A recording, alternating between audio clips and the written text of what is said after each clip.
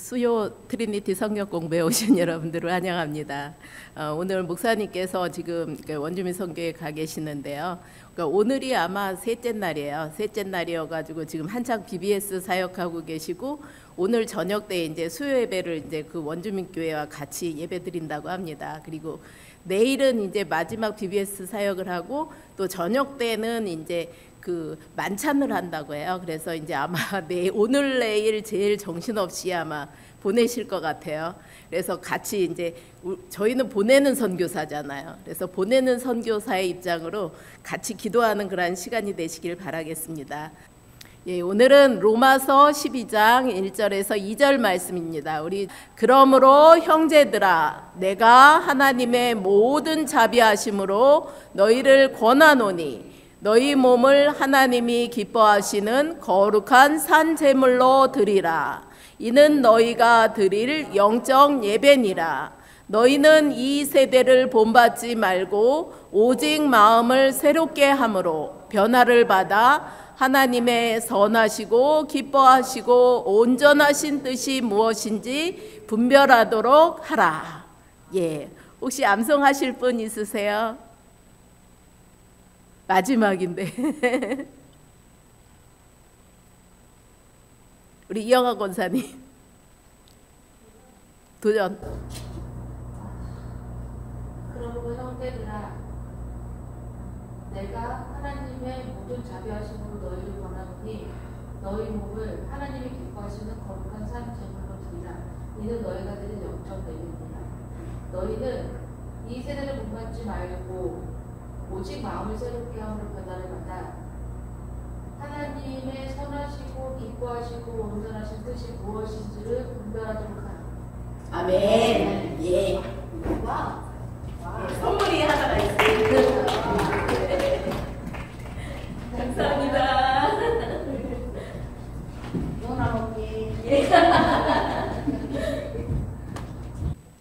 오늘은 초기 기독교 역사와 콘스탄틴 대제라는 제목을 가지고 저희가 말씀을 나누는데요.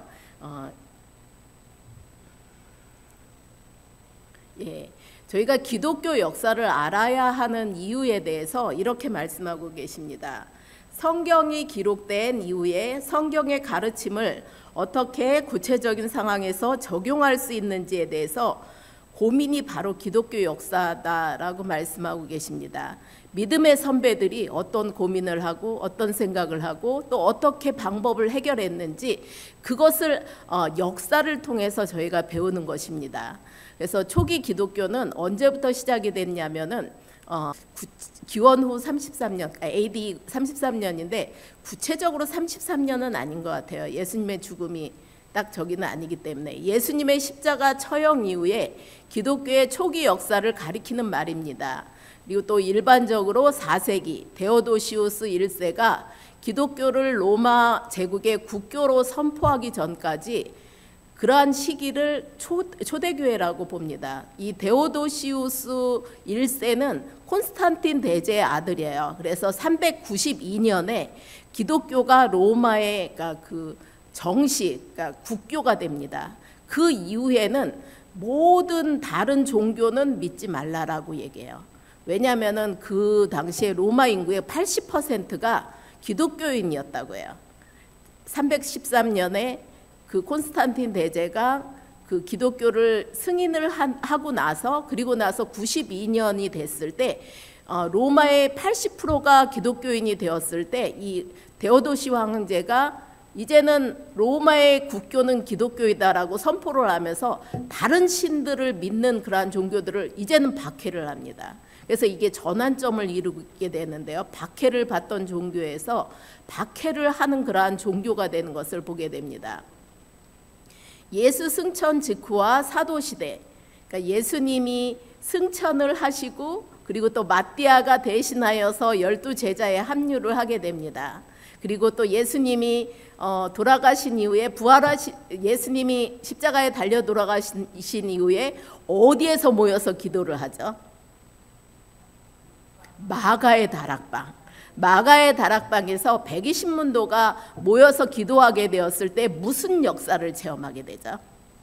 성령의 역사를 체험하게 됩니다. 그래서 이 성령의 역사를 체험하게 되는데, 그리고 나서 이 사람들이 뿔뿔이 흩어지게 되었어요. 여러 나라로 다 뿔뿔이 헤어지게 되는데, 그 사람의 이름을 보통 뭐라고 부르는지 아세요? D로 시작이 됩니다. 디아스포라.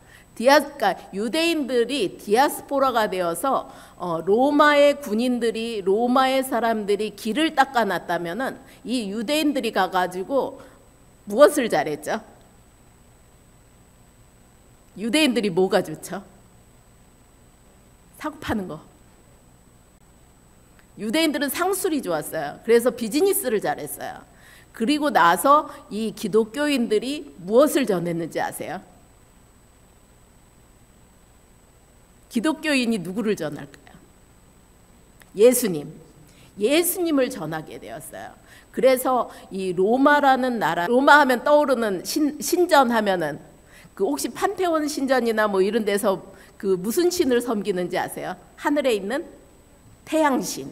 태양신을 섬기는 그러한 나라였는데, 처음에는 태양신을 섬기지 않고 이 기독교인들이 와가지고 복음을 전하니까 기독교인들을 박해를 했어요. 그래서 로마 사람의 입장에서는 로마 시민은 제1국민이에요. 그리고 유대인들은 제2국민이에요. 그리고 이 기독교인들은 제3종족이다라고 얘기하고 있어요. 그때도 보면 인종차별이 굉장히 심했던 것을 보게 돼요.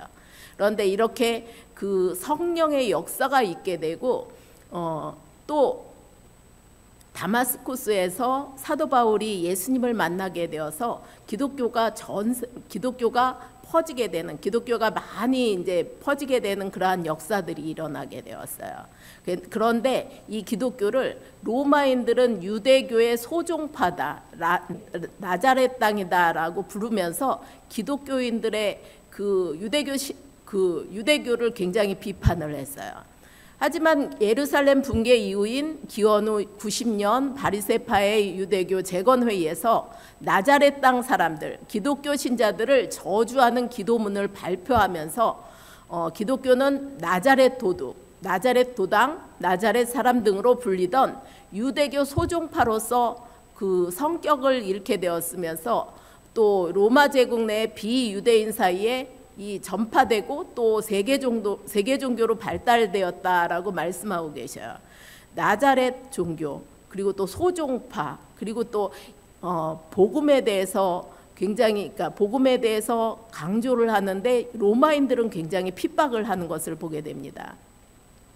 초기 기독교 시기는 기독교 발달의 중요한 시기였는데, 현재 사용되는 신약성 서속에서 45년에서 신약 성경이 140년경까지 이렇게 기록이 되었는데, 로마의 기존 종교와의 경쟁이 있게 되었고, 또 로마 황제 콘스탄티누스 1세에 의한 밀라노 칙령에 의해서 주요 사건들이 이 기간 내에 일어난다라고 말씀하고 계십니다.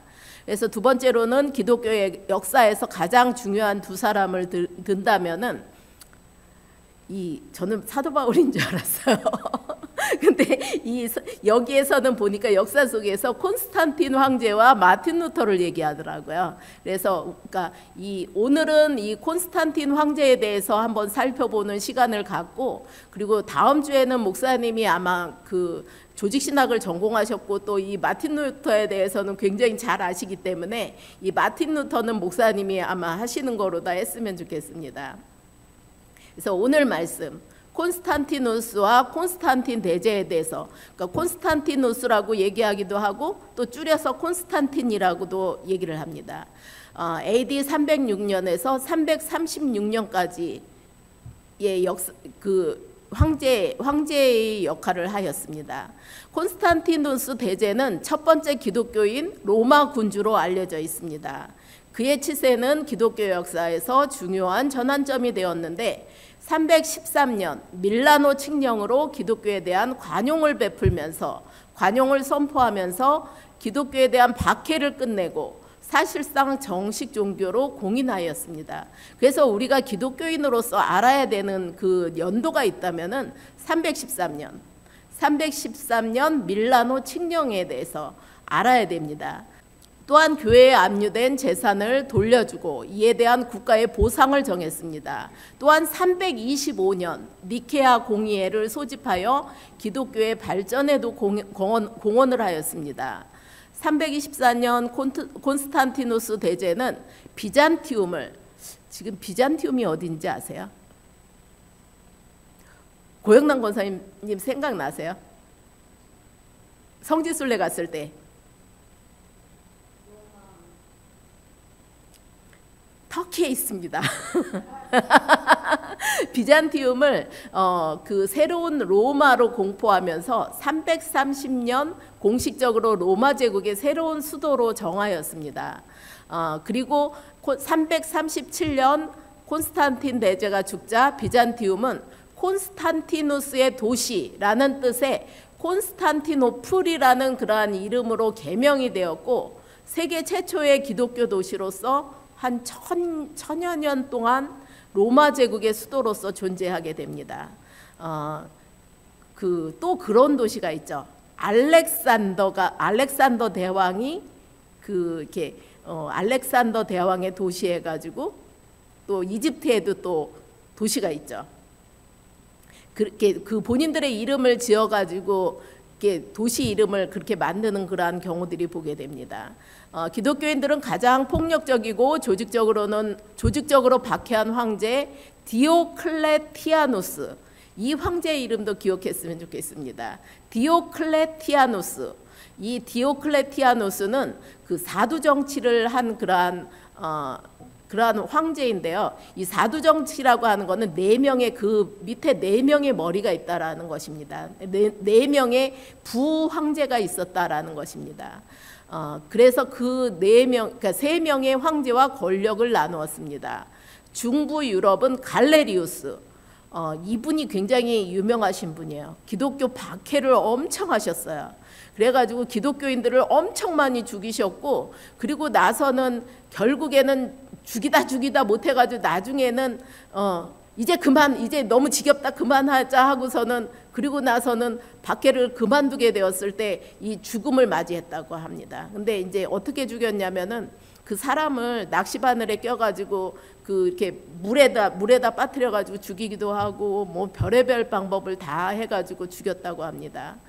이탈리아와 아프리카는 막시미아누스, 그리고 또 갈리아와 브리타니아는 콘스탄티누스 콜로루스, 이 네 명의 황제가 다스렸습니다. 여기서 비슷한 이름이 있죠. 콘스탄티누스 클로로스, 누구의 아버지일까요? 우리가 오늘 배울 말씀의 콘스탄틴 대제의 아버지입니다. 이 콘스탄틴 대제의 아버지도 부황제였어요. 그런데 이 콘스탄티누스 클로루스는 자신이 관할하는 지역의 기독교인들을 공격하는 것을 거부했습니다. 아버지는 기독교인에 대해서 굉장히 우호적이었다고 해요. 하지만 다른 이들은 전례 없는 잔인함으로 새 종교를 근절하는 데 열성적이었습니다. 그들은 교회와 성경을 파괴하고 성직자들을 투옥하였으며 로마 신들에게 제사하기를 거부하는 모든 사람들을 처형하였습니다. 이 콘스탄스 클로루스라는 그 아버지는 기독교인에 대해서 이렇게 관대하기는 했지만은 이 콘스탄틴에게도 출생의 비밀이 있었어요. 그 콘스탄티누스 클로루스 황제가 그 영국에 가게 되었을 때 이 콘스탄티누스는 그 영국과 프랑스를 다스렸는데 그 영국의 그 선술집, 그러니까 그 술집의 그 아가씨를 이렇게 아내로 맞이하게 되었어요. 그러니까 헬레나라고 하는 그 아내를 맞이하게 되었는데 그 나중에는 또 그 황제의 딸과 결혼을 하게 돼요. 황제의 딸과 결혼을 하면서 이 헬레나를 버리게 되는 그러한 일들이 있게 되었어요. 그때 이제 콘스탄티누스는 아버지의 나중에 보면 또 아버지의 그 역사를 또 따라서 또 본인도 그렇게 하는 그러한 것들을 보게 되는데 이 헬레나라는 그 어머니가 기독교인이었다고 해요. 그래서 그 기독교인의 피가 있었기 때문에 또 나중에 또 그 기독교에 대해서 어떤 관대한 그러한 것을, 관대한 정책을 편 것이 아닌가라고 이렇게 역사가들이 이렇게 얘기하더라고요. 마지막 경쟁자와의 전투에서 콘스탄티누스 클로루스의 아들 콘스탄티누스는 꿈에서 이 표지를 이기라라는 문구가 적힌 십자가를 보았습니다. 이 콘스탄티누스는 로마 독수리 기장을 십자가로 바꾸었고, 굉장히 획기적이죠. 그 태양신을 하는 그러한 것에서 이 십자가가 바뀌게 되었고, 또 십자가를 군기로서 사용하면서 병사들의 방패에도 이 문양을 칠했습니다. 이 312년 10월 27일 중요한 날짜입니다. 로마 외곽의 밀비우스 다리 전투라고 이렇게 말하고 있는데요. 굉장히 유명한 전투예요. 이 전투에서 콘스탄티누스가 십자가의 표시로 승리를 하였습니다. 그리고 이 새로운 황제는 기독교의 하나님에게 영광을 돌렸습니다. 이게 밀비우스 다리의 전투를 이제 그림으로 그린 건데, 여기에 보면은 말 타고 있는 사람이 말 타고 가운데서 지휘하는 사람이 콘스탄티누스예요. 그리고 또 거기에는 지금은 잘 보이지는 않지만은 십자가 표시가 이제 곳곳에 있는 것을 보게 됩니다.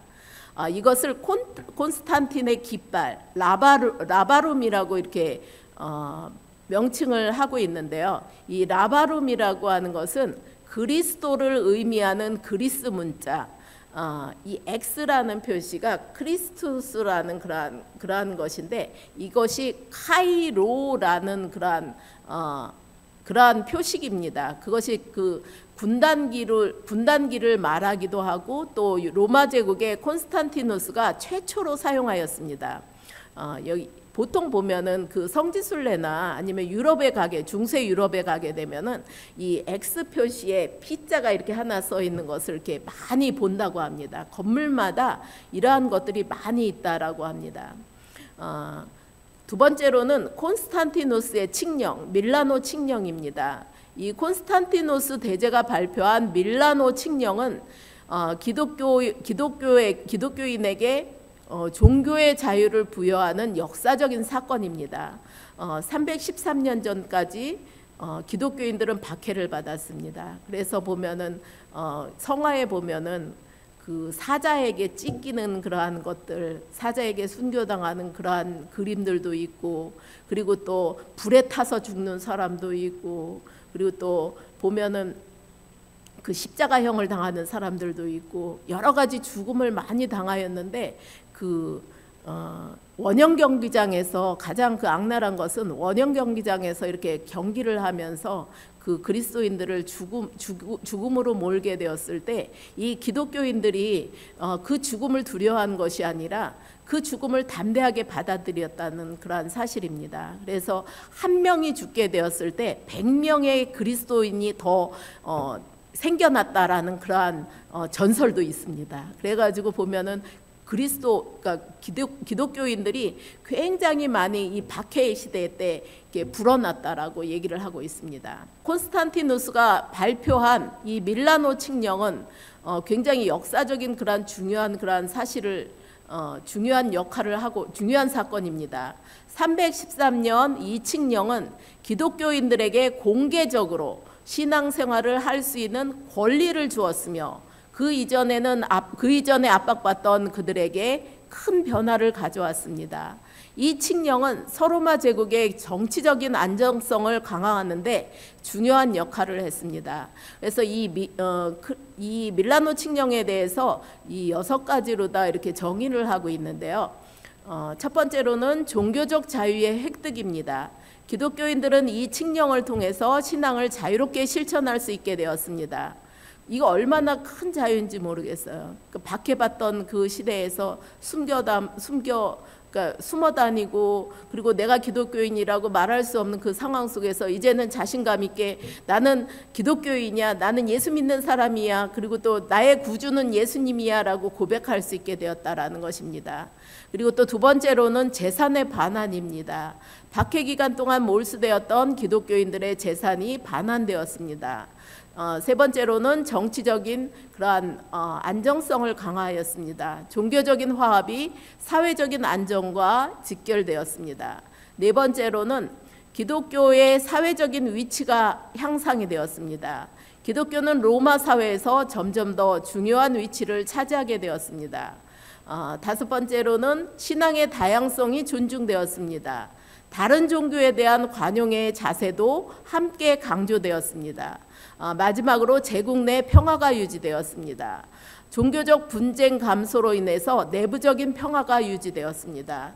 이 밀라노 칙령은 굉장히 중요한 그런 의미를 가지고 있는데, 사실상 이 콘스탄틴 대제가 기독교인은 이 당시만 해도 아니었다고 해요. 그래서 보면은 그 로마의 그 동전에 보면은 계속 그 몇 년 동안 그 로마의 기독교인의 표시가 아니라 태양신이 나온 그 로마의 동전이 계속 나왔다고 합니다. 이 콘스탄티누스의 기독교 정책은 이렇습니다. 기독교를 공인했습니다. 그 막센티우스와의 권력 투쟁에서 그 신앙의 도움으로 그 꿈을 꿨다고 하죠. 이 깃발을 들고 나가면 네가 승리할 것이다라는 그러한 그 신앙의 도움으로 승리한 후 밀란 칙령으로 기독교를 로마 종교로 공인하였습니다.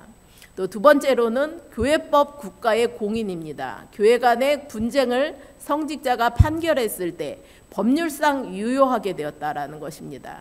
교회는 죄인의 도피처로 인정이 되었고, 또 교회의 법률에 대한 불가침 선언을 하게 되었습니다. 또 가명의 요구권을 성직자에게 부여하였습니다. 세 번째로는 교회를 위한 법률을 제정하였습니다. 일요일을 법적으로 쉬게 하였습니다. 왜 그 기독교인들이 유대인들은 토요일을 안식일로 지키는데 기독교인들은 일요일을 주일로 지킬까요? 이것을 콘스탄틴 대제가 바꾼 것은 아닙니다. 그러니까 예수님이 부활하신 날이 주일이기 때문에 그 다음에 예배를 주일로 맞춰서 계속 드리게 되었는데, 그것을 이 콘스탄틴 대제가 법적으로 인정을 하였다라는 것입니다. 그래서 주일날 쉬게 되었고, 관공서나 모든 공간들이 쉬게 되었고, 교회는 예배를 드릴 수 있게 되었다라는 것입니다. 성직자들에게 병역과 세금의 의무가 면제되었고, 또 교회 출석 그 노예를 성직자 앞에서 해방하는 것을 허용하였고, 교회 박해 시 몰수한 재산을 반환할 것을 요구하였습니다. 그리고 교회재산관리법이 제정이 되었고, 기부금 제도가 공인이 되었고, 교회 건축 시 황실에서 보조가 되었고, 파괴된 이교도 사원이 신축을 금지하게 되었습니다. 네 번째로는 이 영향이 이교도의 영입으로 교회의 신앙의 순수성이 흐려졌다라고 말하고 있습니다. 성직자들의 세속적인 타락이 왔습니다. 교회가 공정성을 상실하게 되었고, 국가 권력으로 이단 종교를 박해하였습니다. 교회가 국가의 신여로 전락이 되었습니다. 좋은 점도 있지만은 보면은 좋은 것이 있다면은 또 나쁜 점도 같이 이렇게 오게 된 것 같아요. 그래서 콘스탄티누스의 313년 기독교 공인 이전과 이후의 기독교 모습의 차이점을 보면은, 이전에는 교회가 국가에 의해 억압과 박해를 받아 존립하기가 어려웠으나 그 가운데에서도 믿음의 정열과 순교의 정신으로 살아 있었습니다. 외면적으로는 취약했지만은 내면적으로는 성숙한 신앙을 가지고 있었습니다. 저희도 마찬가지잖아요. 그 처음에 신사참배에 반대하고, 그리고 또 기독교가 처음 우리나라에 오게 되었을 때 얼마나 많은 박해가 있었어요. 그 박해를 견디고 이기고 그리고 나서 순수한 어떤 신앙생활을 하고 또 순교를 하고 그랬지만은 지금의 어떤 그 종교의 모습과 비교해 보게 되었을 때 제도화가 되게 되었을 때 종교가 타락하는 것을 보게 됩니다. 그리고 또 국가의 권력과 밀착되어서 또 이렇게 나쁜 짓을 하는 그러한 모습들도 보게 됩니다. 이후에 어떻게 바뀌었냐면은 제국의 안전을 위해 교회가 이용당하는 시대와 교회가 국가 위에 군림하여 국가 권력을 장악하는 시대가 되었다라고 말씀하고 계십니다. 그리고 교회 내 타락이 야기되었다라고 얘기합니다. 그래서 보면은 계속 이제 타락의 이야기들이 계속 나오게 됩니다. 그래서 이제 뭐 중세에 가면은 뭐 완전히 교회가 타락하게 되어서 마틴 루터와 같이 종교개혁자들이 나오게 되는 것입니다. 그리고 나서 이 로만 카톨릭이 어떤 그 굉장히 커지고 그리고 또 기독교가 392년에 공인이 되었을 때 데오도시오 황제에 의해서 공인이 되었을 때 그때 기독교는 굉장히 좋았지만 다른 종교는 핍박을 다시 받게 돼요. 그래서 다른 이교라고 정해졌던 그러한 다른 어떤 종교들은 핍박을 굉장히 받게 되어서 모든 신전들이 헐리게 돼요. 그래서 보면은 여러 가지 신전, 판테온 신전도 헐리게 되고, 여러 가지 신전도 헐리게 되고, 다 신전들이 헐리면서 그 자리에 교회가 들어서게 돼요. 그래서 그 자리에, 그러니까 로마나 이런 데 가보면은 굉장히 거대하게 성당이 들어섰는데 그 내부를 보면은 옛날에 신들을 섬기던 그기둥들이 있고 그리고 또 옛날에 어떤 신들을 예배하던 그러한 모습들이 계속 같이 공존한다라는 그러한 얘기를 하더라고요. 그러면서 이것이 종교의 혼합주의가 되었다라고 얘기를 합니다. 신앙의 자유는 나태와 치부, 권력화를 초래했습니다. 외면적으로는 조직의 발달로 교회가 확대하고 성장되었으나 내면적으로는 쇠퇴하여서 영적인 힘을 상실하여 갔다라고 말씀합니다. 이 마찬가지인 것 같아요. 저희가 캐나다에 살고 있지만은 이 캐나다 사회가 종교에 대해서 모자이크 나라잖아요. 그래서 모든 것을 다 허용하고 모든 것이 다 공존하고 그렇지만 그곳에서 저희 기독교인이 나의 믿음을 지켜나가고 내가 복음을 증거하고 선교를 한다 하게 되었을 때 길거리에 가서 전도를 하다 보면은 기독교인이 먼저 받지 않는 전단지를 받지 않는 그러한 것을 보게 됩니다. 나 예수 믿어요 하면서 그냥 퉁명스럽게 이렇게 대답하고 가잖아요. 그러면서 내가 복음을 증거하는 이유, 내가 예수님을 사마리아 여인처럼 전하지 않고는 배길 수 없는 그러한 마음들이 저희 마음속에 없다라는 것입니다. 내가 예수님을 믿고 예수님을 구주로 받아들이고 예수님을 믿고 살지만은 그것을 다시 바깥으로 내보내는 데에는 저희들이 부족하다라는 그러한 얘기입니다. 그러면서 이게 저희가 선교를 하게 되었을 때 얼마나 하나님께서 기뻐하시는 일인지 모르겠어요. 저희가 원주민 선교를 간다고 할 때는 사탄의 방해들이 굉장히 많아요. 그래서 크고 작은 일들이 생기고 또 어떤 사고도 생기고 그리고 또 어떤 갈등도 생기고 그러니까 가지 못할 그러한 이유들도 많이 생기게 되는데 그러한 것들을 극복하게 되었을 때 하나님께서 기뻐하시고 하나님께서 잘했다 하신다라는 그러한 말씀입니다. 그래서 오늘 이 콘스탄틴 황제의 이야기를 하면서 이 콘스탄틴 대제가 끝까지 마지막에 가서 세례를 받고 하늘나라로 가셨다고 합니다. 그러면서 그러니까 마지막까지 죽음에 있기까지 그때까지는 계속 갈등을 했던 거예요. 기독교를 공인하고 기독교에 대해서 어떤 좋은 역할들을 하였지만은 그러니까 자기가 믿던 태양신을 섬기고 그리고 또 다른 신들을 섬기고 그러면서 혼합 종교의 그러한 모습들을 보인 그러한 모습 혹시 아리우스와 아타나시우스라는 논쟁이 이렇게 유명한 논쟁이 있는데 그 이야기를 이제 하게 되면은 유대교 교인이 예수님을 믿게 되었을 때 하나님은 한 분이세요? 세 분이세요? 유대인들이 믿게 되었을 때. 유대인은 한 분의 하나님이시죠. 예, 한 분 하나님이에요. 근데 로마인이 기독교인이 되었을 때 하나님은 어떤 분일까요? 성부, 성자, 성령? 그거는 나중에 이제 된 거고, 이 로마에서는 그 로마에서는 그 철학이 어떤 철학이었죠?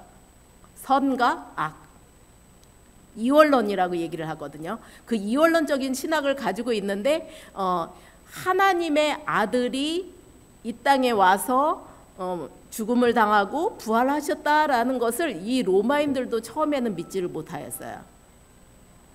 예, 처음에는 믿지 못하였고, 그래서 그 예수님에 대해서 정의를 하게 되었을 때, 예수님에 대해서 정의를 하게 되었을 때 이단들이 엄청 많이 나왔어요.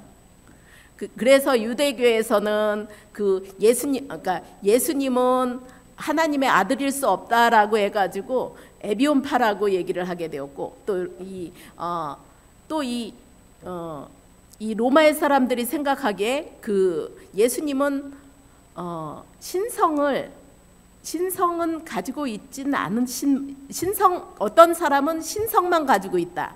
또 어떤 사람은 인성만 가지고 있다라고 하면서 논쟁을 하게 돼요. 그러면서 수많은 그 이단들이 나오게 되는 것을 보게 됩니다. 그래서 초대교회에는 그런 것들을 그러니까 정리하는 작업이 필요했어요. 그래서 그 작업 중에서 하나 나온 것이 저희가 계속 신약, 구약 해가지고 읽게 되는 하나님의 말씀, 성경이 정경화가 되는 그러한 작업들이 있게 되었고, 또 저희가 계속 외우는 것이 있죠. 주기도문 말고 사도신경. 사도들이 신경을 만들어 가지고 사도신경을 하면서 신앙 고백을 하는 그러한 것들이 정경화가, 그러한 것들이 정립이 되었고, 또 하나는 뭘까요? 예수님과 함께 말씀을 듣고 나누었던 그 제자들이, 베드로와 같은 제자들이 예수님은 이렇게 말씀하셨어 라고 하면서 그 전통들을 세워나갔어요. 그분들이 돌아가시고 나게 되니까 또 저희들이 말씀을 통해서, 그 정경화된 그 말씀을 통해서, 교회를 통해서 그 말씀을 계속 받아들이는 거예요.